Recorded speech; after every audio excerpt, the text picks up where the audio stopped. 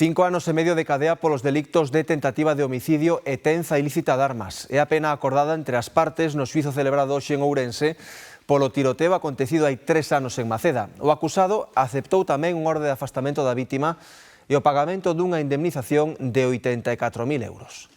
El homicidio que formula el Ministerio Fiscal. ¿Se confiesa usted autor de este delito de homicidio? Sí. ¿Se confiesa también usted autor?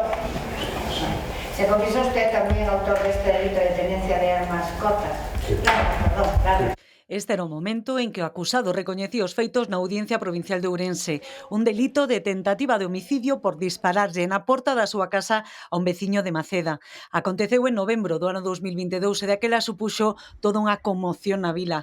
O acusado fuxiu, foi detido 2 meses despois e mesmo pasou un tempo en prisión preventiva por estes feitos. Esto sucedió en un momento en que la vida de mi cliente iba por unos derroteros distintos a los que lleva ahora completamente. Se puede decir que es una persona distinta hoy. Hace 3 años se dio cuenta de lo que ha pasado y acepta reconocer su culpa y asumir su responsabilidad, lógicamente. A noite dos feitos, a vítima recibiu 3 disparos na porta da súa casa, un na meixela, outro no antebrazo e outro no abdome. Resultou ferido de gravidade e permaneceu semanas ingresado no hospital. A arma nunca apareceu. O cliente evidentemente ten secuelas, tanto físicas como psíquicas, que ele estuvo tempo ingresado, someteuse a varias intervencións quirúrxicas, pero bueno, é dicir, sempre a incertidumbre dun xuicio sempre pesa no ánimo de calqueira, e o ánimo de acordo tamén é pasar páxinas, se reconecen os feitos por parte do agresor, se reconoce a indemnización, co cual, digamos, é un punto de aparte na súa vida. No acordo que chegaron ambas partes, o acusado recoñece un delito de tentativa de homicidio e outro de tenza ilícita de armas, que supoñen en total 5 anos e medio de cadea.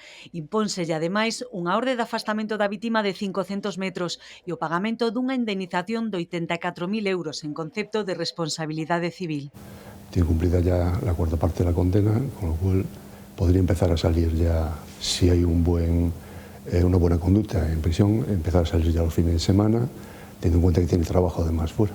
A vítima abrira a porta ao seu agresor. De feito, ambos coñecíanse. Aludiron a unha débeda de 2.000 euros como motivo dunha disputa que rematou con 6 disparos dentro da súa casa. Foi a rápida asistencia dos seus veciños aquela noite o que lle salvou a vida.